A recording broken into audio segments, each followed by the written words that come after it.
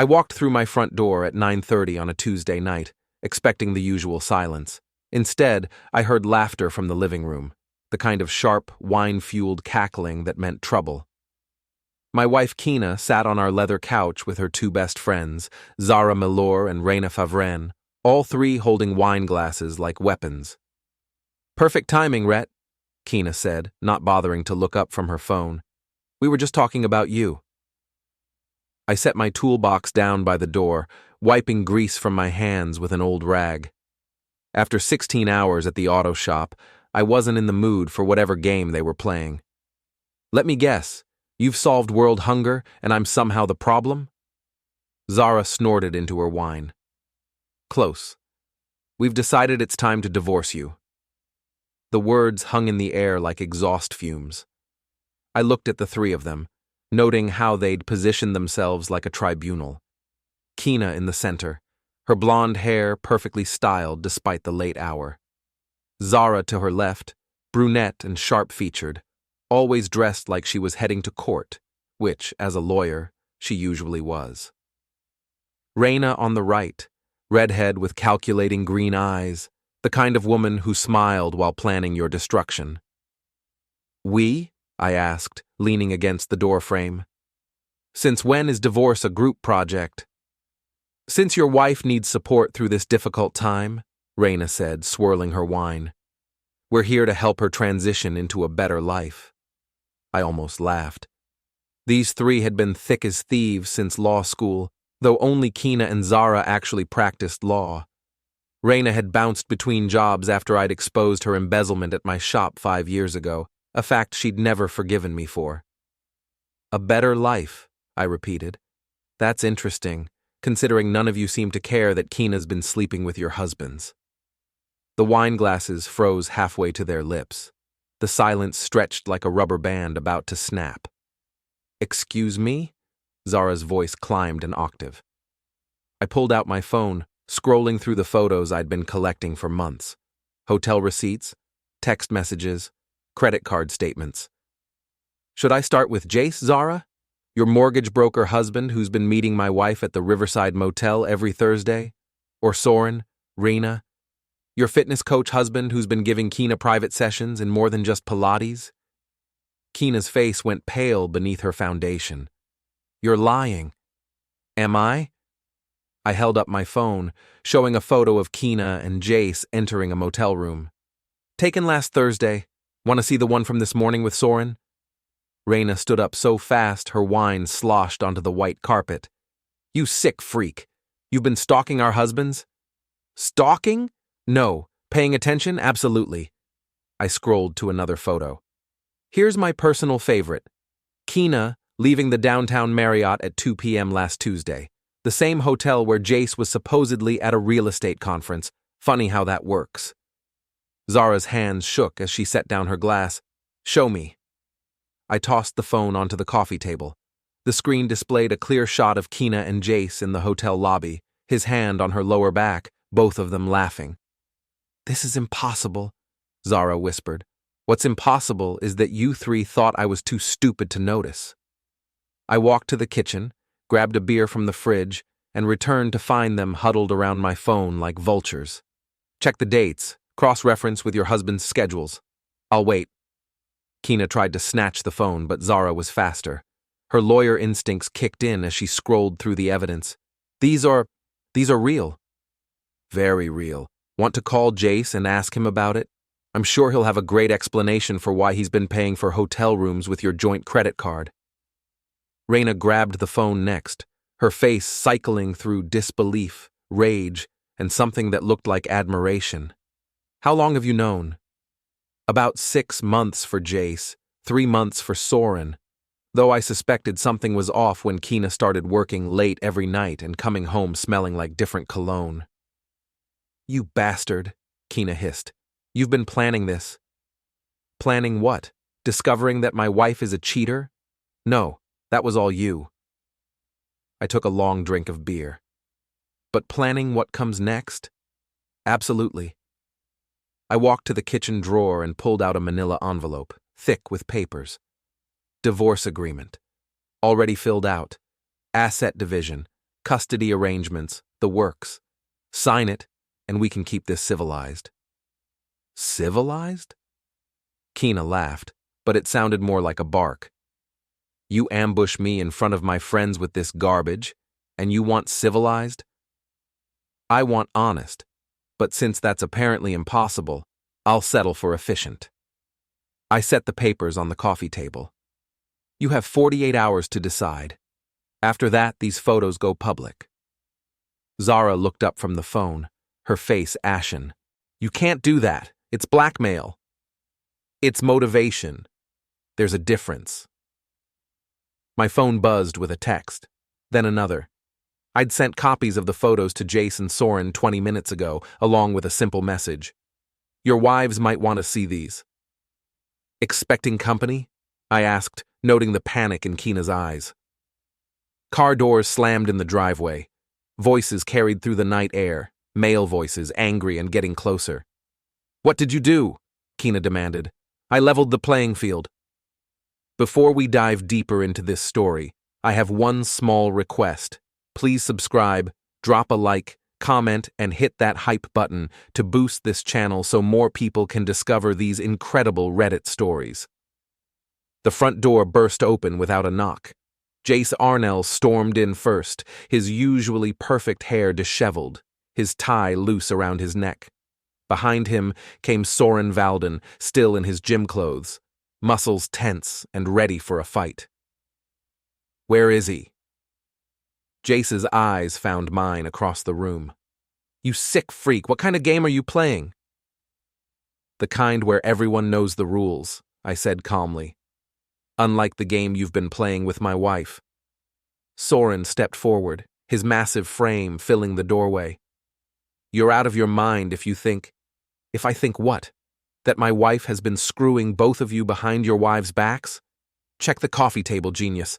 The evidence is right there. Jace's eyes fell on the scattered photos. His face went through the same cycle as the women. Disbelief, recognition, rage. These are fake. Call the hotel. Ask for the security footage. I'm sure they'd be happy to provide it for a small fee. Soren grabbed one of the photos, studying it with the intensity of a man trying to solve a puzzle. This is from last week. Tuesday, to be exact. While you were telling Reina you were training a new client. I gestured toward his wife, who stood frozen by the couch. Turns out you were, just not the kind of training she thought. The room erupted. Jace lunged toward me but stopped when Zara screamed his name. Soren turned on Keena, demanding explanations she couldn't give. Reina threw her wineglass at the wall, red liquid splashing across our wedding photos. Enough! I shouted over the chaos. You all wanted to play games.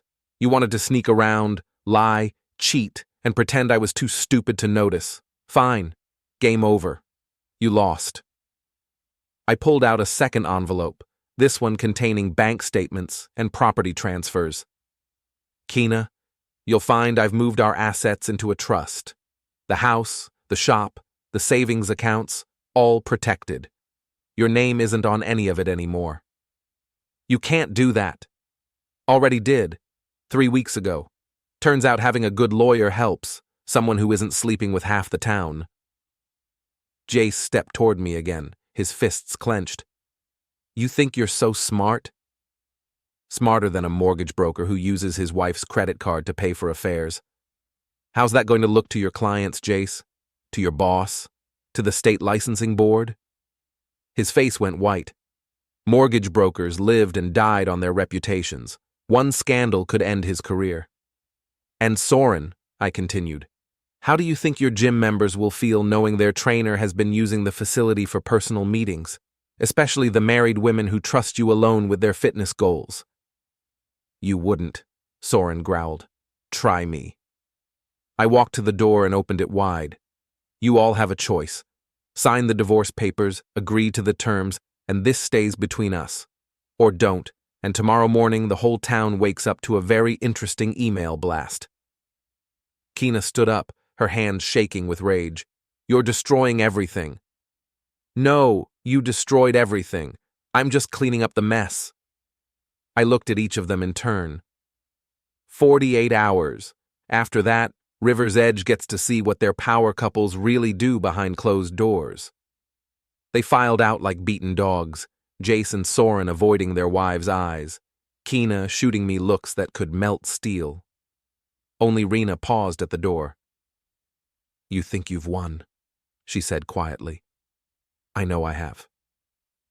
She smiled, and something cold crawled down my spine. "We'll see about that." After they left, I locked the door and leaned against it. The house felt different now, emptier but cleaner somehow, like a wound that had finally been opened to the air. I looked at the wine stain on the wall, the broken glass on the floor, the scattered photos on the coffee table. Tomorrow, the real work would begin. Tonight, I'd savor the moment when the masks finally came off. My phone buzzed with a text from an unknown number. "This isn't over." I typed back, "It is for you." But as I turned off the lights and headed upstairs to sleep in the guest room, I hadn't shared a bed with Keena in months. I couldn't shake the feeling that Reina's smile meant trouble. The kind of trouble that made tonight's confrontation look like a warm-up. I woke up to the sound of spray paint cans rattling against my shop's metal door. Through the bedroom window, I could see 3 teenagers running away from Vossen Auto Repair, their hoodies pulled up against the morning chill. I didn't need to walk outside to know what they'd written. By the time I'd dressed and driven the 6 blocks to my shop, a small crowd had gathered. The word "loser" stretched across my front door in dripping red letters, with "cuckold" spray-painted across the main window for good measure. "Rough night, Rhett," called out Mrs. Patterson from across the street. She owned the flower shop and had never missed a chance to stick her nose into other people's business. "Nothing a little paint thinner won't fix," I replied, pulling my keys from my pocket. Inside, I surveyed the damage. Whoever had done this hadn't been content with exterior decoration. They'd broken into the office and trashed it, papers scattered, files dumped, my coffee maker smashed on the floor. But they'd been sloppy. The safe was untouched, and my real records were stored digitally anyway. I was sweeping up broken glass when Big Dom walked in. Dominic Torino owned the Floodline Bar and had been my boxing coach since high school. At 62, he still looked like he could go 10 rounds with men half his age. "Heard about last night," he said, grabbing a broom from the supply closet. "Word travels fast in this town. Let me guess. I'm the villain in this story. Depends who's telling it. Maddie heard from her cousin who works at the hotel that you've got photos, real ones." Maddie was Dom's best bartender and had never liked Keena. She had good instincts about people, which was probably why she'd never married. "Photos don't lie," I said, dumping glass into a trash bag. "No, but people do, and right now, half the town thinks you're a stalker who set up his wife." I stopped sweeping. "Set her up how?" "Story going around is that you hired prostitutes to seduce Jason Soren, then photoshopped Keena's face onto the pictures. That's ridiculous." "Course it is, but ridiculous stories spread faster than true ones." Dom leaned on his broom. "You got a plan for dealing with this?" Before I could answer, my phone rang. Keena's name flashed on the screen. "What?" I answered. "We need to talk." "We talked last night. You have 47 hours left to decide." "The photos are fake, Rhett. Everyone knows it. My lawyer says we can have you arrested for harassment and fraud." I put the phone on speaker so Dom could hear. "Your lawyer, huh? The same one who's been handling your divorce planning for the past 3 months?" Silence. "That's right, Keena. I know about that too. Amazing what people will tell you when they think you're too stupid to matter." "You're insane." "I'm thorough. There's a difference." I looked at Dom, who was trying not to smile. "Tell your lawyer to check the timestamps on the hotel security footage before making any threats, and tell him to review the credit card statements I'll be happy to provide. This isn't over." "You're right. It's just getting started." I hung up and turned to Dom. "Think I should be worried about her lawyer?" "Depends. You got solid evidence?" Rock solid. Hotel cameras, credit card records, text messages, witness statements from hotel staff who remember them. Then no. But you should be worried about something else. What's that? Your daughter. My stomach dropped.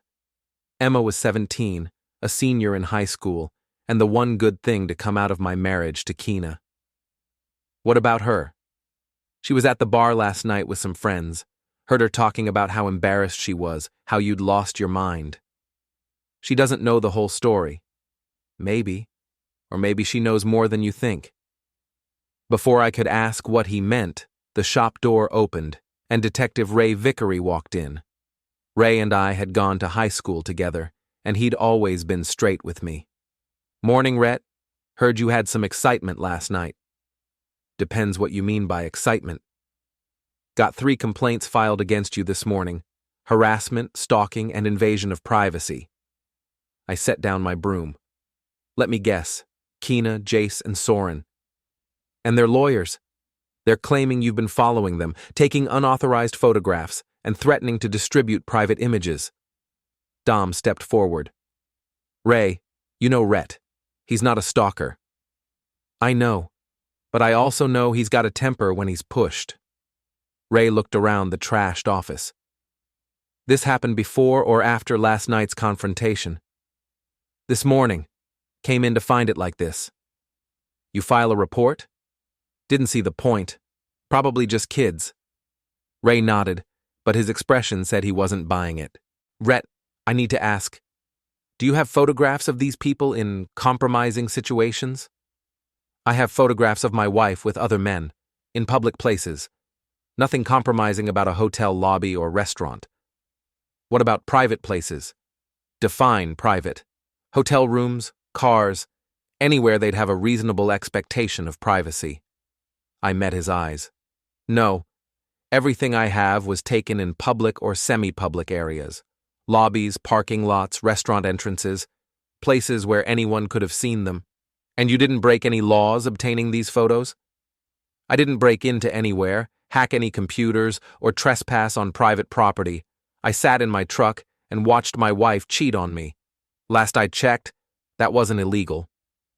Ray relaxed slightly. It's not. But distribution of those images could be, depending on content and intent.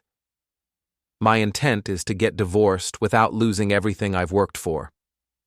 Fair enough. But Rhett? Ray headed for the door. Be careful. This town's got a long memory, and not everyone's going to see your side of things. After he left, Dom and I finished cleaning up the office. I was installing a new lock on the door when my phone buzzed with a text from an unknown number. Check your daughter's social media. I opened Emma's Instagram account and felt my heart sink. She'd posted a long message about how some people couldn't handle the truth about their failures and had to make up stories to hurt innocent people. The post had dozens of comments, most of them supporting her and calling me everything from pathetic to dangerous. Dom, I need to ask you something. Shoot. If you found out your wife was cheating, what would you do? Depends. How long was it going on? Months, maybe years. With who? People I trusted, friends. Dom stopped working and looked at me directly. I'd make sure everyone knew exactly who they really were, and I'd make sure they regretted ever thinking I was too stupid to notice. Even if it meant losing everything else? Rhett, what's everything else worth if it's built on lies? That afternoon, I drove to Emma's school and waited in the parking lot. She came out with her usual group of friends, all of them dressed like they were heading to a photo shoot instead of home from chemistry class. Dad? She approached my truck cautiously. What are you doing here? We need to talk. I'm riding home with Jessica. Get in the truck, Emma. Something in my tone must have convinced her. She said goodbye to her friends and climbed into the passenger seat. I saw your post, I said as we pulled out of the parking lot. Good. Maybe now you'll understand how humiliating this is for me. Humiliating for you? Emma, your mother has been cheating on me for months, with multiple men. How exactly is that my fault? Because you're making it public. You could have just gotten divorced quietly, but instead you had to turn it into some big drama. I didn't turn it into anything. I discovered the truth and decided not to pretend it didn't happen. We drove in silence for several blocks before Emma spoke again. Mom says the photos are fake. Your mom says a lot of things. Most of them aren't true. So prove it. I pulled into an empty parking lot and stopped the truck. Then I handed Emma my phone with the photo gallery open. These are timestamps from hotel security cameras. These are credit card receipts. These are text messages between your mother and Jace Arnell discussing which room they'd be in. Emma scrolled through the evidence, her face growing paler with each image. This doesn't prove anything, she said finally, but her voice lacked conviction. Emma, I know this is hard. I know you want to believe your mother, but look at the evidence. Why couldn't you just ignore it? Lots of married people cheat. They work it out. Because I'm not lots of married people. I'm me, and I don't accept being lied to and disrespected in my own home. Emma handed back the phone. So what happens now? Now your mother signs the divorce papers, and we all move on with our lives. And if she doesn't? I looked at my daughter, really looked at her. She had Keena's blonde hair but my dark eyes, my stubborn chin, my tendency to ask uncomfortable questions. Then everyone in town gets to see who they really married into. Emma was quiet for the rest of the drive home. When I pulled into our driveway, she turned to me before getting out. Dad? Yeah? I'm sorry I posted that stuff. I didn't want to believe it. I know, sweetheart. Neither did I. But as I watched her walk into the house, I couldn't shake the feeling that something was still wrong. Emma had always been protective of Keena, but her reaction seemed too rehearsed, too careful. That night, I sat in my truck outside the Floodline bar, watching the regulars come and go. Through the window, I could see Maddie wiping down tables, Dom restocking the bar. Normal people living normal lives, not plotting revenge or covering up affairs. My phone buzzed. Another unknown number. Your daughter knows more than she's telling you. I stared at the message for a long time before typing back. Who is this? Someone who wants to see you win. What does Emma know? Ask her about the phone calls. Ask her about the money. The phone went silent. I tried calling the number back, but it went straight to voicemail, a generic recording that told me nothing. I sat there for another hour, thinking about Emma's reaction to the photos, about her social media post, about the way she'd defended Keena without asking for proof. Then I drove home to have a conversation with my daughter that I really didn't want to have. I found Emma in her room, supposedly doing homework, but actually scrolling through her phone. She looked up when I knocked on her doorframe, and I saw something flicker across her face. Guilt, maybe, or fear. We need to finish our conversation, I said. I thought we did finish it. Not quite. I sat down on the edge of her bed. Emma, I need you to be completely honest with me. Has your mother asked you to do anything unusual lately? Phone calls, messages, anything like that? Her eyes darted away from mine. I don't know what you mean. I think you do. She set down her phone and crossed her arms. Dad, you're being paranoid. Maybe, but humor me. Has anyone given you money recently? Asked you to pass along information? Anything that seemed weird at the time? Emma's face went pale. Why would you ask that? Because someone just told me you know more than you're telling me, and because I've learned not to ignore warnings. For a moment, I thought she might confess whatever she was hiding. But then her expression hardened, and she looked more like Keena than ever. I don't know what you're talking about, and I think you should leave me alone. Emma, get out of my room, Dad, please. I stood up slowly. When you're ready to tell me the truth, I'll be here. There's nothing to tell. But as I closed her door, I heard her pick up her phone and start dialing. I stood in the hallway for a moment, listening to her whispered conversation. "He knows something," she said. "No, I didn't tell him anything. What should I do?" I couldn't make out the response, but Emma's next words chilled me.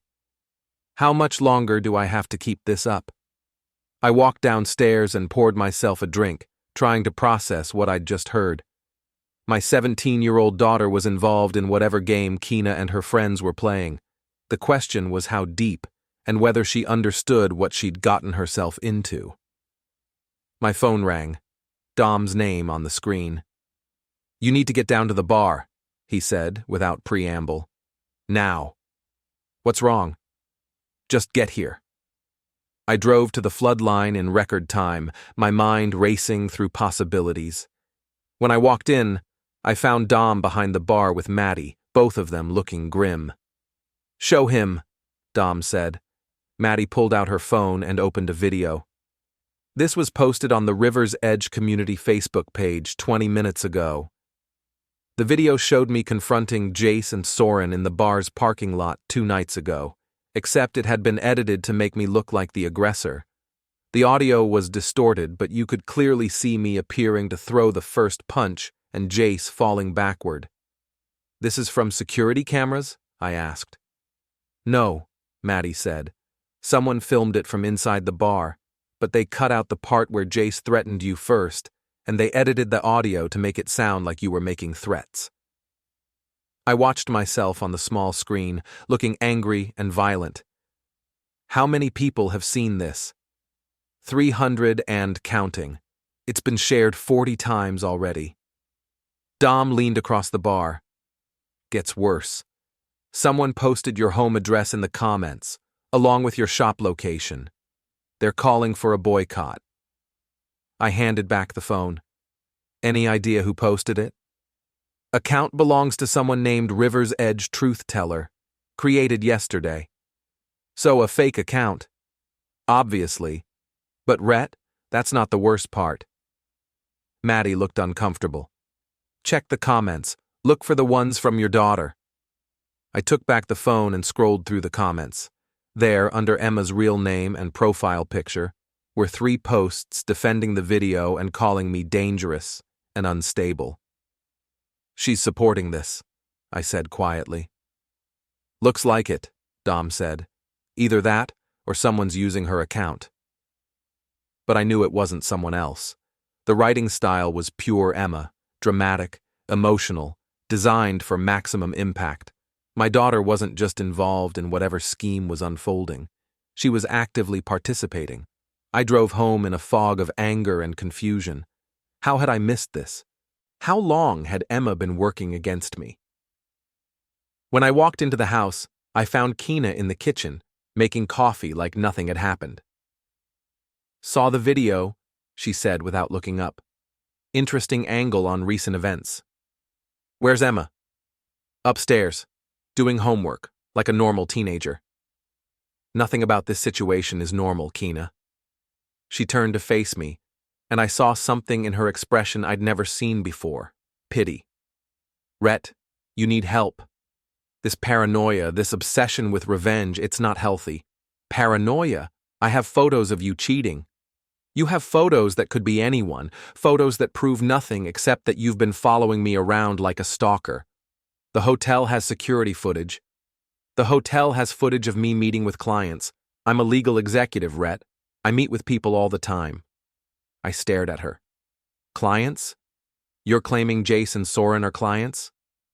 Jace needed legal advice about a property dispute. Soren was consulting about liability issues at his gym. "At motels? At restaurants and hotel bars where we could speak privately. You've been so paranoid and controlling lately that I couldn't bring work home." She was good. I had to give her that. Every explanation was plausible, every detail carefully crafted. If I didn't know better, I might have believed her myself. "What about the text messages?" "What text messages? You haven't shown me any text messages." I pulled out my phone to show her the screenshots I'd collected, but the folder was empty. Every image, every document, every piece of evidence I'd gathered over months of investigation, gone. "Looking for something?" Kina asked sweetly. Where are they? Where are what? I checked my cloud storage, my email backups, even the hidden folder I'd created on my laptop. Everything was gone. You deleted them. I didn't delete anything. I don't even know your passwords. But I knew who did. I'd given Emma access to my laptop for school projects. I'd shared my cloud storage login so she could access family photos. I'd trusted my daughter with information she'd used to destroy me. This is impossible. What's impossible is that you thought you could fabricate evidence and get away with it. Kina poured herself coffee and sat down at the kitchen table. Rhett, I'm willing to forgive this episode. We can get you help, work through whatever's causing these delusions. They're not delusions. Then prove it. Show me one piece of real evidence that I've been unfaithful. I couldn't. Every photo, every receipt, every text message screenshot, all of it was gone. Without the evidence, I had nothing but my word against theirs. Emma helped you, I said. Emma is protecting herself from a father who's having a breakdown. She's scared, Rhett. We all are. I looked around the kitchen, our kitchen, in our house, filled with our things, but nothing felt real anymore. It was like waking up in someone else's life. The hotel will have records, I said finally, of business meetings, nothing more. The credit card statements, show charges for business lunches and legitimate consultations. Jace and Soren will tell the truth. Jace and Soren are considering restraining orders. You threatened them, Rhett. There's video evidence.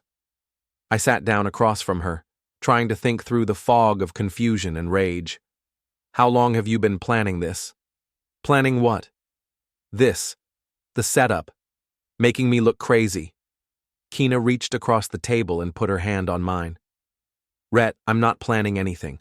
I'm trying to save our marriage. By destroying the evidence of your affairs? By protecting you from your own paranoid fantasies? I pulled my hand away. I know what I saw. You saw what you wanted to see. You've been looking for reasons to be angry with me for years. This is just the latest excuse. That's not true. Isn't it? When's the last time you told me you loved me? When's the last time you took me anywhere nice, or bought me flowers, or acted like you actually wanted to be married? The questions hit harder than I expected, because they were partially true. I had been distant. I had stopped trying. But that was because I'd sensed something was wrong, not because I'd wanted to create problems. So you decided to cheat? I decided to live my life, to have adult conversations with interesting people, to remember what it felt like to be appreciated. With Jace and Soren. With colleagues and friends who don't treat me like an obligation. I stood up. This conversation is over. Where are you going? To find proof you can't delete. But even as I said it, I wondered if such proof existed. If Kina and her friends had been planning this for months, they would have been careful. They would have covered their tracks. I drove back to the floodline, needing time to think. Dom was still behind the bar, and the place was nearly empty except for a few regulars watching sports on the television. Rough night? He asked. They deleted everything, every photo, every document. It's all gone. How? Emma. She had access to my accounts. Dom poured me a drink without being asked. That's a problem. It gets worse. Kina's claiming the meetings were all business-related, legal consultations. You believe that? No. But without evidence, it doesn't matter what I believe. I took a sip of whiskey and felt it burn. Dom, what if I'm wrong? What if I saw what I wanted to see? Are you wrong? I don't think so. But everyone's acting like I'm crazy. My daughter, my wife, half the town. Rhett, I've known you for 20 years. You're a lot of things, but crazy isn't one of them. Then why does everyone think I am? Because someone's working very hard to make you look that way. I looked up at him. What do you mean? Think about it. The video gets posted right after your confrontation. Your evidence disappears right before you need it. Your daughter turns against you at the perfect moment. That's not coincidence. You think it's coordinated? I think someone's been planning this for a long time, and I think they're better at it than you realized. I finished my drink and stood up. Then I need to get better at it too. What are you going to do? What I should have done from the beginning. Stop playing defense and start playing offense. As I drove home, I thought about Dom's words. Someone was orchestrating this campaign against me, and they were using my own family to do it. But they'd made one mistake. They'd assumed I would give up once the evidence disappeared. They were wrong about that. I spent the next morning at the library, using their computers to dig deeper than I'd ever gone before. If Keena and her conspirators thought deleting my photos would end this, they'd underestimated me completely. I started with public records, property transfers, business licenses, court filings, anything that might show connections between the players in this game. What I found was interesting. 3 months ago, Reina Favren had incorporated a new business, River's Edge Consulting Services. The address was a P.O. box, but the business license listed Reputation Management and Crisis Communications as primary services. I cross-referenced the incorporation date with my timeline. 3 months ago was exactly when I'd first noticed Keena staying out late, when the business meetings had started. Next, I looked up the hotel records I could access publicly. The Riverside Motel where I'd photographed Keena and Jace was owned by a shell company. It took some digging, but I traced the ownership back to an investment group that included Jace's name as a silent partner. He owned the motel where he was meeting my wife. I printed everything I could and drove to the courthouse. If Keena wanted to play the legal game, I'd show her how it was really done. I need to file for divorce, I told the clerk. Do you have representation? I'm representing myself. She handed me a stack of forms. You'll need to fill these out completely. Filing fee is $250. I spent the next 2 hours documenting everything I could remember, even without the photos. Dates, times, locations, witnesses. I requested full financial disclosure, including credit card records and bank statements. I demanded a forensic accounting of all marital assets. Most importantly, I filed for emergency custody of Emma, citing parental alienation and emotional manipulation. By the time I finished, it was almost noon. I drove to Emma's school and waited in the parking lot again. When she came out for lunch, I was ready. Get in, I said. Dad, I told you. Emma, get in the truck, now. Something in my tone convinced her. She climbed in reluctantly. We're going to have a real conversation this time, I said, as we drove away from the school. And you're going to tell me the truth about what you've been doing. I haven't been doing anything. You deleted the photos from my phone. She was quiet for a long moment. I don't know what you're talking about. Emma, I filed for divorce this morning. I also filed for emergency custody, citing parental alienation. Do you know what that means? Her face went pale. You can't take me away from Mom. I can if I can prove she's been using you to manipulate evidence in a legal proceeding. She hasn't. Stop lying. I pulled into an empty parking lot and turned to face her. Emma, I love you. You're my daughter, and nothing will ever change that. But I need you to understand something. What you've been doing isn't just wrong, it's illegal. Tears started forming in her eyes. I was just trying to help. Help who? Mom, she said you were having some kind of breakdown, that you were seeing things that weren't there. And you believed her? I wanted to believe her. I didn't want to think that she would. Emma's voice broke. I didn't want our family to fall apart. I reached over and took her hand. Sweetheart, our family fell apart the moment your mother decided to cheat. Nothing you do can fix that. But if there's no evidence, maybe you could work it out. Is that what she told you? That deleting the photos would save our marriage? Emma nodded, tears streaming down her face. What else did she ask you to do? She said I should post on social media about how stressed you've been, how you've been acting paranoid and angry. What about the money? Someone mentioned money. Emma looked confused. What money? Someone told me to ask you about money. I don't know anything about money. I believed her. Emma was many things, but she wasn't a good liar when she was emotional. Who else have you talked to about this? Besides your mother? Aunt Reina. Reina isn't your aunt. She said to call her that. She's been helping Mom deal with your situation. What kind of help? She said she knew how to handle men who become obsessive, that she'd dealt with it before. A chill ran down my spine. Emma, when did Reina start coming around more often? A few months ago. She said she was worried about Mom. Did she ever ask you to do anything specific? Emma wiped her eyes. She taught me how to access your cloud storage. She said it would help me understand what you were going through. And then she asked you to delete things?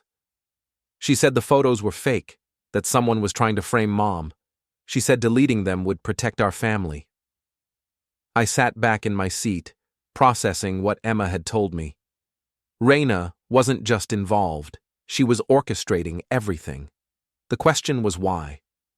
Emma, I need you to do something for me. What? I need you to stay away from Reina. Don't talk to her, don't answer her calls, don't meet with her. Why? Because I think she's been lying to all of us, including your mother. What do you mean? I thought about how to explain this to a 17-year-old who'd been manipulated by adults she trusted. I think Reina has been setting up everyone in this situation. Your mother, Jace, Soren, even me. I think she's been planning something much bigger than just an affair. That's crazy. Maybe, but I'm going to find out. I drove Emma back to school and watched her walk toward the building. She looked smaller somehow, like the weight of what she'd learned was pressing down on her shoulders. My phone buzzed with a text from the same unknown number as before. Check Reina's business records, follow the money.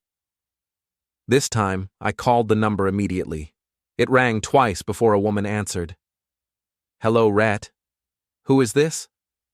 Someone who's been waiting for you to figure out the real game. What real game? The one where Reina Favren destroys everyone who ever crossed her, starting with you. Why are you helping me? Because I was her first victim, and because it's time someone stopped her. Meet me. Not yet. You're not ready yet. What do you mean? You're still thinking this is about your wife cheating. It's not. It's about Reina getting revenge for what you did to her 5 years ago. The line went quiet. I tried calling back, but the number was disconnected. I sat in the school parking lot, thinking about what the woman had said. 5 years ago, I'd discovered Reina embezzling money from my shop. I'd fired her and reported it to the police, though she'd managed to avoid charges by paying restitution. At the time, I'd thought that was the end of it. But what if it wasn't? What if Reina had been planning revenge ever since? I drove back to the library and spent the rest of the afternoon researching Reina's activities over the past 5 years. What I found painted a disturbing picture. She'd worked for 6 different companies in 5 years. 3 of them had filed bankruptcy within a year of her departure. One had been investigated for insurance fraud. Another had been sued by former employees for wrongful termination. In each case, Reina had left just before the problems became public. I also found something else. A pattern of marriages ending in divorce among people who'd worked with her. Always messy divorces with allegations of infidelity and financial misconduct. My phone rang. Keena's name on the screen. "Where's Emma?" she demanded. "At school." "She called me crying, saying you're trying to turn her against me." "I'm trying to protect her from being used as a pawn." "By filing for custody? Rhett, that's insane." "What's insane is using our daughter to delete evidence of your affairs." "There were no affairs." "How many times do I have to tell you that?" "Until you start telling the truth." "I am telling the truth, and I'm done with this conversation." She hung up. 10 minutes later, my phone rang again. This time it was a number I didn't recognize. "Mr. Vossen, This is attorney Patricia Loring. I represent your wife in the divorce proceeding you filed today. That was fast. We'd like to schedule a meeting to discuss terms. I already filed my terms. Your wife would prefer to handle this amicably.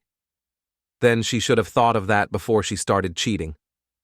Mr. Vossen, I should inform you that we're prepared to file counterclaims alleging harassment, stalking, and emotional abuse. Based on what evidence?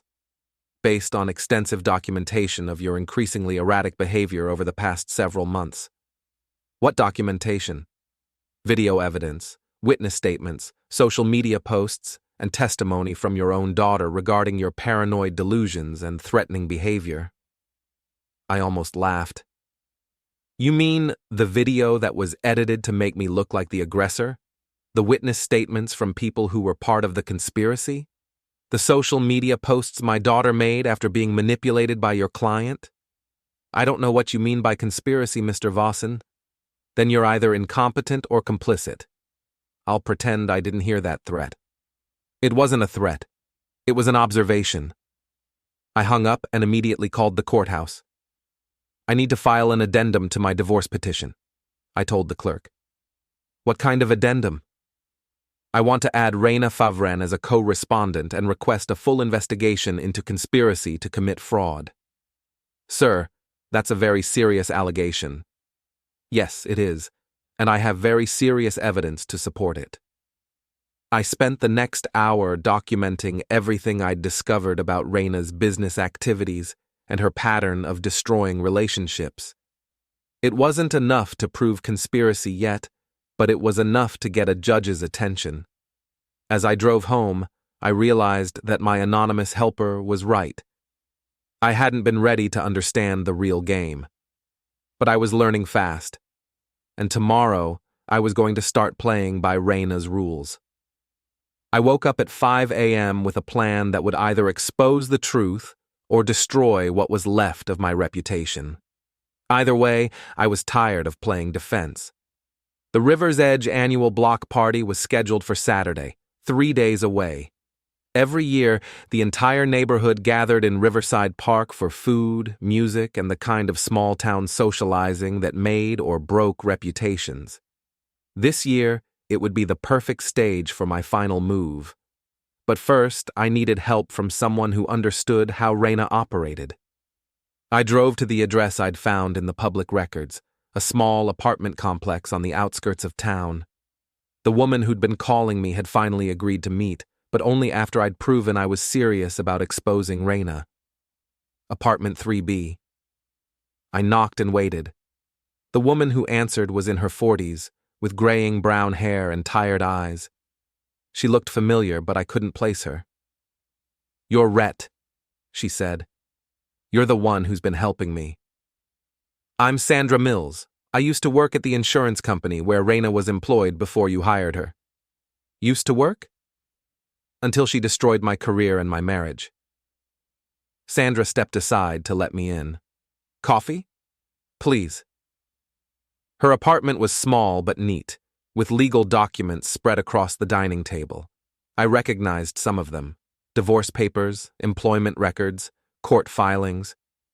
"Reina has a system," Sandra said, handing me a mug. "She targets successful people who've crossed her, then systematically destroys their lives." "How?" "She gets close to their spouses, offers friendship, support, understanding. Then she orchestrates situations that create doubt and paranoia. Like affairs. Sometimes. Or she creates the appearance of affairs while making sure there's no real evidence. The goal isn't to prove infidelity, it's to make the target look crazy for suspecting it." I sat down at the table. "That's what she's doing to me." "Exactly. She befriended your wife months ago, probably convinced her that you were becoming suspicious and paranoid. Then she helped create situations that would make you suspicious, while ensuring any evidence could be easily discredited. The photos I took were probably real, but Reina made sure they could be explained away as business meetings. She also made sure you'd look like a stalker for taking them. And my daughter? Children are her favorite weapons. She convinces them they're protecting their families by lying for her. I looked at the documents on the table. How many people has she done this to? That I know of? 7, including you, but I suspect there are more.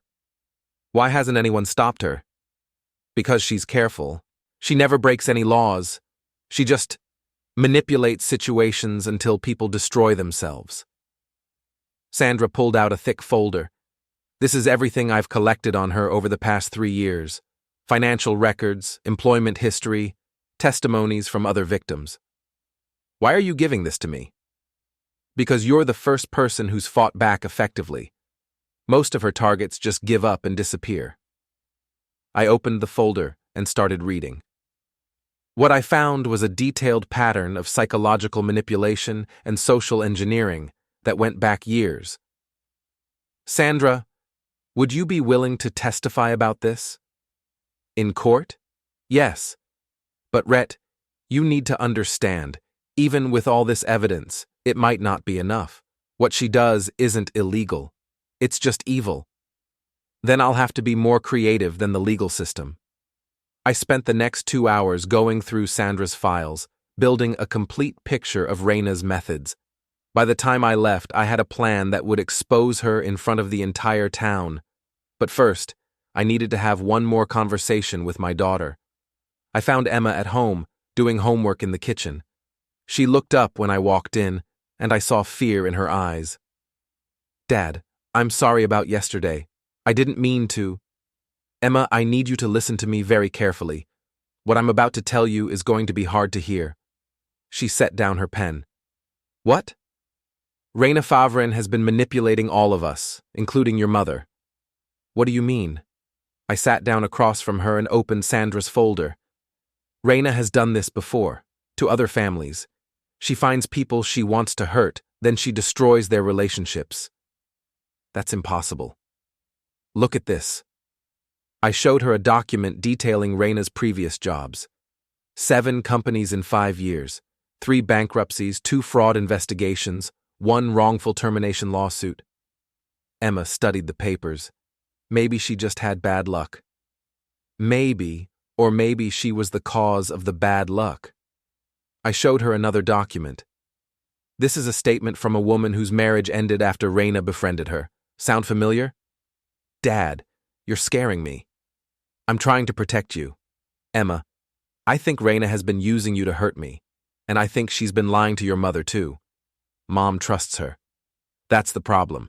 Reina is very good at gaining trust. Emma was quiet for a long moment, processing what I'd told her. What do you want me to do? She asked finally. I want you to help me expose her. How?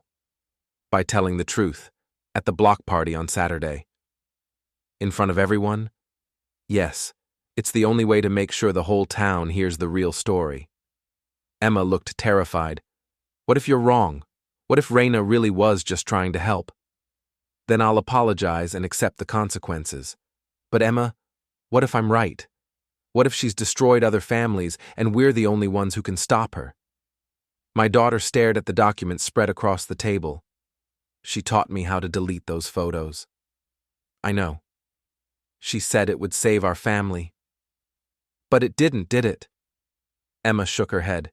It made everything worse. Because that was the plan. Reina doesn't want to save families.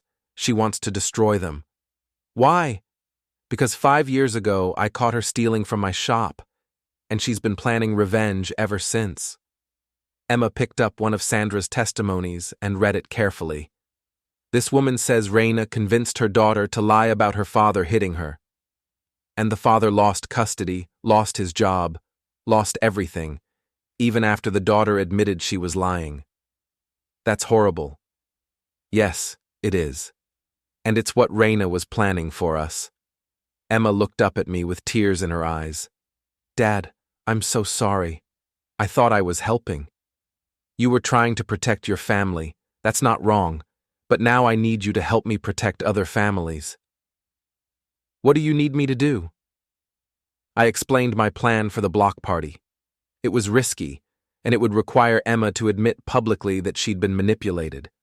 But it was the only way to expose Reina before she could disappear and start over somewhere else. Will you help me? I asked. Emma nodded. Yes, but Dad? What? What about Mom? She's going to be really angry. Your mother is going to have to decide whether she wants to keep believing Reina's lies or accept the truth about what's been happening. That evening, I called Dom and explained what I needed for Saturday. You want me to let you hijack the microphone at the block party? Just for 10 minutes. Long enough to present the evidence. Rhett, that's going to cause a scene. Good. It's time for a scene. What if you're wrong? Then I'll be the crazy man who destroyed his own reputation. But Dom, what if I'm right? What if Reina moves on to another town and does this to another family? Dom was quiet for a moment. What do you need me to do? Friday night, I sat in my truck outside the flood line, reviewing my notes one more time. Tomorrow, I would either vindicate myself or complete my own destruction. But either way, the truth would finally come out. My phone buzzed with a text from an unknown number. Ready for tomorrow? I typed back, ready. Good. Because Reina knows you're planning something. She's going to try to stop you. How? She's going to claim you threatened her. She's already filed a police report. I stared at the message. When? This afternoon. Detective Vickery will probably arrest you before the block party. Then I need to move faster. Yes, you do. The phone went silent. I started my truck and drove home, knowing that tomorrow would be the most important day of my life, and that Reina Favrin was about to learn that some people fight back harder when they're cornered. Saturday morning came with gray clouds and the promise of rain. Perfect weather for what I had planned. I was loading my truck with boxes of evidence when Detective Vickery pulled into my driveway. My heart sank. Reina had moved faster than I'd expected. Morning, Rhett, Ray said, getting out of his patrol car. We need to talk. About what? Reina Favrin filed a complaint yesterday. Says you've been following her, making threats. I set down the box I was carrying. That's interesting, considering I haven't spoken to her in 5 years. She says you called her Thursday night, told her you were going to make her pay for what she did. I was at the floodline Thursday night. Dom and Maddie can verify that. Ray nodded. I figured as much, but I had to check. So you're not arresting me? Should I be? Not unless investigating someone's criminal history is illegal now. Ray looked at the boxes in my truck. What's all this? Evidence. For the block party. Rhett, whatever you're planning, maybe you should reconsider. This town's already talking about you enough. Let them talk. After today, they'll know why. Ray studied my face. You really think you can prove she's been manipulating people? I know I can. And if you're wrong? Then I'll be the laughingstock of River's Edge. But Ray, what if I'm right? What if she's done this before and she'll do it again? Ray was quiet for a moment. What do you need from me? Just keep an open mind and maybe stick around for the festivities. I'll be there. After Ray left, I finished loading the truck and drove to Riverside Park. The block party setup was already underway. Food trucks, game booths, a small stage where local bands would perform. By noon, half the town would be here. I found Dom setting up the sound system. Everything ready? I asked. PA system's good to go. You sure about this? As sure as I can be. What if she doesn't show up? She'll be here. She won't be able to resist watching me destroy myself publicly. I was right. By 11:30, I spotted Reina near the food trucks, talking animatedly with a group of women I didn't recognize. She was dressed casually but expensively, playing the role of concerned friend. Kana was there too, along with Zara and their husbands. They'd positioned themselves near the stage, probably hoping to get a front row seat for my humiliation. Emma found me by the sound booth. Dad, I'm nervous. That's normal. Just remember, tell the truth. That's all you have to do. What if people don't believe us? Then at least we tried. At noon, Dom introduced the first band. I waited through their 30-minute set, watching the crowd grow. By 12:45, there were at least 300 people in the park. Time to begin. I walked up to Dom during the band's final song. "Now," I said. He nodded and handed me the microphone as the music ended. "Ladies and gentlemen," I said, my voice carrying across the park through the PA system. "I'm Rhett Vossen, and I have something important to share with all of you." The crowd turned toward the stage, some looking curious, others annoyed at the interruption. 3 months ago, I discovered that my wife was having meetings with other men. Hotel meetings, private meetings. When I tried to document this, I was told I was paranoid, that I was seeing things that weren't there. Murmurs rippled through the crowd. I could see Kina pushing forward, her face red with anger. I was told the photos I took were fake, that the evidence I collected was fabricated. I was told I needed help, that I was having a breakdown. "Get down from there!" Kina shouted. "You're embarrassing yourself!" "Maybe," I said, "but I'm not lying." I gestured to Emma, who was standing near the stage with Sandra Mills. "My daughter Emma has something to tell you." Emma took the microphone with shaking hands.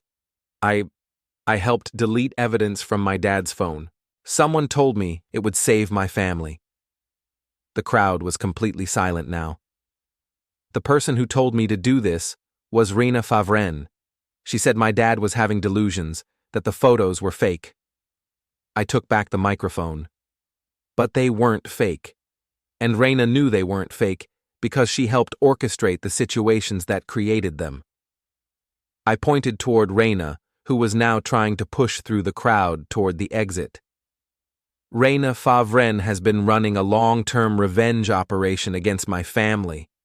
Not because my wife was actually cheating, but because she wanted me to think my wife was cheating.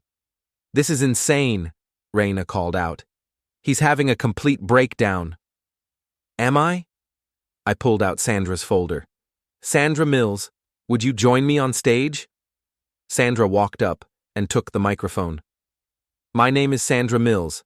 3 years ago, Reina Favren destroyed my marriage using the exact same methods she's been using on the Vossen family." The crowd was riveted now. Even the vendors had stopped working to listen. "She befriended my husband, convinced him I was having an affair, then helped create fake evidence to support his suspicions.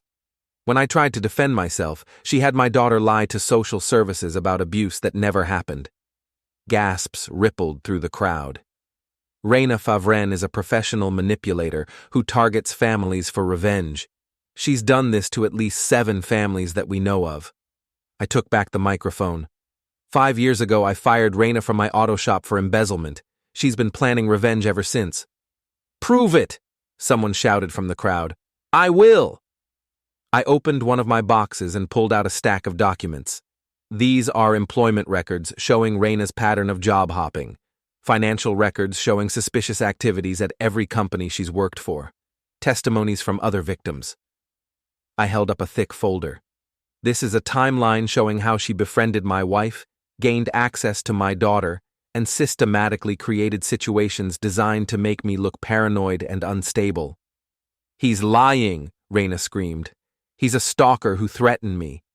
"Did I threaten you, Reina? When? Where? In front of what witnesses?" She opened her mouth, but no words came out. "The police report you filed yesterday claims I called you Thursday night. But I was at the Floodline bar Thursday night, with dozens of witnesses." I looked out at the crowd. "Detective Vickery is here today. Ray, would you mind confirming that you already investigated this claim?" Ray stepped forward. "I checked Mr. Vossen's alibi. The threat allegation appears to be false." The crowd was buzzing now, people turning to look at Reina with suspicion instead of sympathy. "But here's the real proof," I said, pulling out my phone. "Yesterday, I received a call from someone claiming to be Reina. The call was recorded."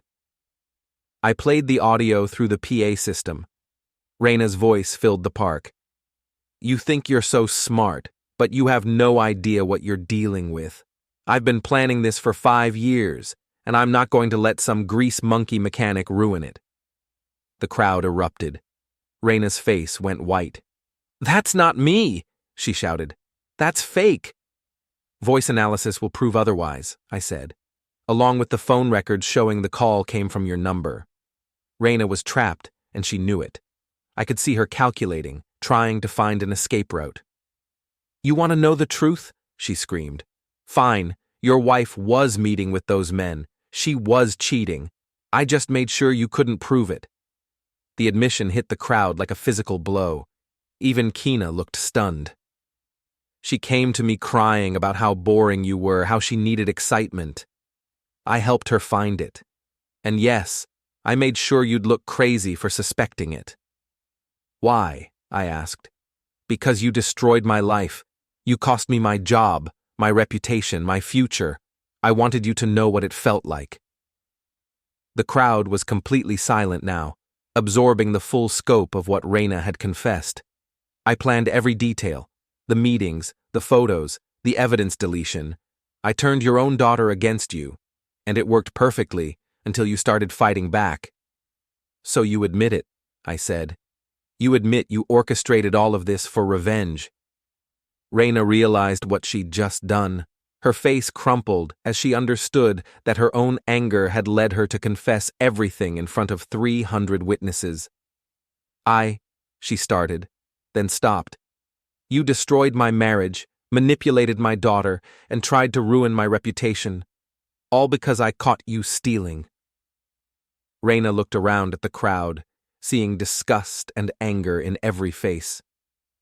"You don't understand," she said desperately. "He ruined everything for me." "So you decided to ruin everything for him," Sandra said, taking the microphone. "Just like you ruined everything for me, and 6 other families." The crowd began to close in around Reina, not threateningly, but with the collective judgment of a community that had just learned one of their own was a predator. "I think we've heard enough," Detective Vickery said, stepping forward. "Ms. Favren, I'd like you to come with me." "For what? I didn't break any laws." "Fraud, conspiracy, filing false police reports, child endangerment through manipulation of a minor. That's just for starters." As Ray led Reina away, the crowd began to disperse, but not before dozens of people approached me to apologize for doubting me, to share their own suspicions about Reina, to offer support. Kana stood near the stage, looking lost and confused. "I didn't know," she said when I approached her. "Rhett, I swear I didn't know what she was doing."